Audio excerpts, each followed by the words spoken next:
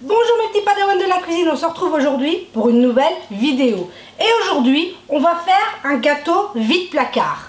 Et oui, qui n'a jamais eu envie de faire un gâteau, mais qui n'a presque plus rien dans son placard? Moi, en triant, j'ai trouvé qu'il me restait une boîte de lait concentré sucré. Eh ben, on va réaliser un délicieux gâteau moelleux au lait concentré sucré. Donc, pour commencer notre recette, dans un grand saladier, on vient placer notre boîte de lait concentré sucré. Jusque là, tout va bien.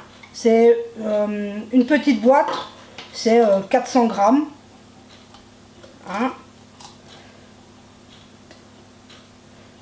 Jusque là, rien de plus simple. On vient bien nettoyer la boîte parce que comme son nom l'indique, c'est sucré, ça colle. Voilà. Hop, je mets ça sur le côté derrière. À ce stade, on a notre lait concentré sucré. On va venir y ajouter 4 œufs et je vous conseille de les ajouter un par un et de venir bien battre le mélange progressivement. Ce sera plus facile. Mais je sais pas vous, mais moi j'aime que l'après-midi il y ait pour mon homme et pour mon grand, parce que ma petite elle ne mange pas encore de gâteau, mais qu'il y ait un goûter fait maison. Des biscuits, un gâteau, une brioche, ou même un bon pain avec un peu de chocolat ou avec de la confiture. C'est quand même plus agréable de faire des bons gâteaux maison que d'acheter de l'industriel où clairement on ne sait même pas ce qu'il y a dedans. Donc voilà, jusque là, avouez que c'est quand même hyper simple. Une boîte de 400 g de lait concentré sucré, 4 œufs. À ce stade, je vais venir ajouter 50 g de beurre, excusez-moi, fondu et refroidi. Hop.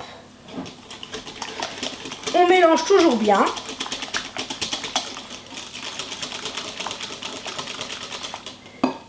J'ai 120 g de farine que je viens ajouter et un sachet de levure chimique. Hop. Et voilà, il n'y a plus qu'à mélanger notre préparation. Avouez quand même que c'est hyper facile. Vous pourriez, moi je le fais à la main, mais vous pourriez très bien réaliser cette recette avec un batteur électrique ou même à l'aide de votre robot. Mais il n'y a rien de bien compliqué. Regardez, ça se mélange très bien. On a une belle pâte. À ce stade, je vais venir y mettre un petit peu de vanille. Parce que je choisis de le faire à la vanille. Mais vous pourriez y mettre de la fleur d'oranger,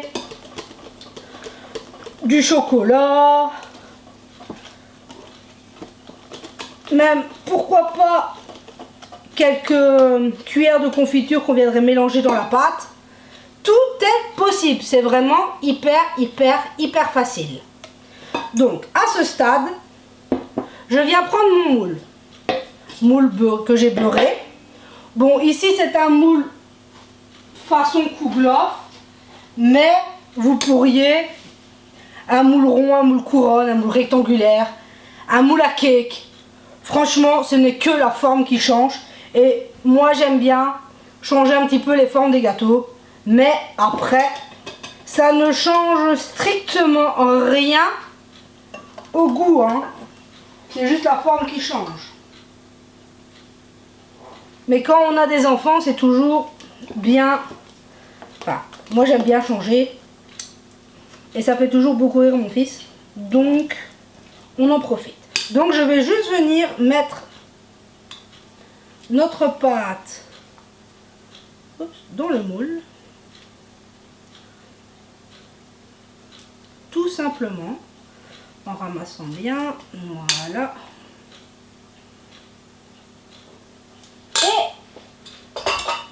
Et voilà, notre gâteau est prêt à partir au four. Bah, je ne sais pas si vous l'entendez, mais mon four est préchauffé, est occupé de se préchauffer à 180 degrés. Notre gâteau va partir 35 minutes pour une cuisson qui normalement sera parfaite, mais vous connaissez le petit truc, vous piquez pour voir si le gâteau est bien cuit. Donc on se retrouve à la fin de la cuisson pour voir le résultat. A tout de suite!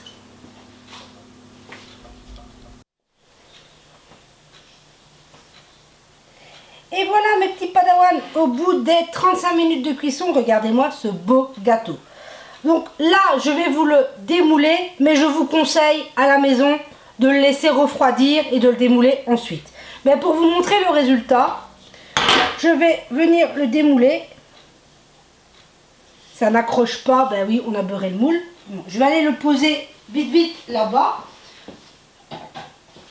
Et regardez-moi ce magnifique gâteau ultra moelleux. Et ça, c'est le lait concentré qui donne cette texture un petit peu humide à ce gâteau, mais qui est vraiment succulent. Là, je l'ai fait tout simplement avec un petit peu de vanille, mais comme je vous dis, vous pourriez y mettre de la fleur d'oranger, de l'eau de rose, même un petit peu de calvados, de rhum. Faites-vous plaisir. C'est vraiment, comme je vous le dis toujours, la cuisine n'a de limite que votre imagination. Vous pourriez y mettre des pépites, enfin, ce que vous voulez. C'est vraiment une recette très très simple. Donc j'espère que cette nouvelle recette vous aura plu.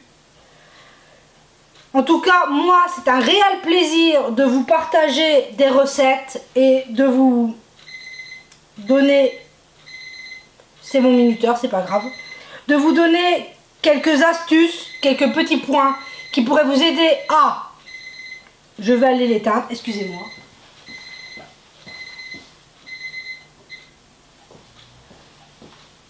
Excusez-moi, comme quoi on est dans une vraie cuisine. Donc, comme je vous disais, ça me fait vraiment plaisir de vous partager des petits trucs, des petites astuces qui permettent de faire du fait maison bon, sain, sans conservateur, très bon pour les petits et pour les grands. Parce que je sais que mon fils et mon homme vont se régaler. Donc, sur ce, je dis merci à tous les nouveaux abonnés, à toutes les personnes qui commentent, qui aiment mes vidéos. C'est vraiment génial. On est une communauté, on commence à être une petite communauté qui s'agrandit de jour en jour, et c'est vraiment très très agréable de voir que ça vous plaît ce que je vous propose. Et en tout cas, je vous dis un grand merci d'être là, et je vous dis à la semaine prochaine pour une nouvelle vidéo.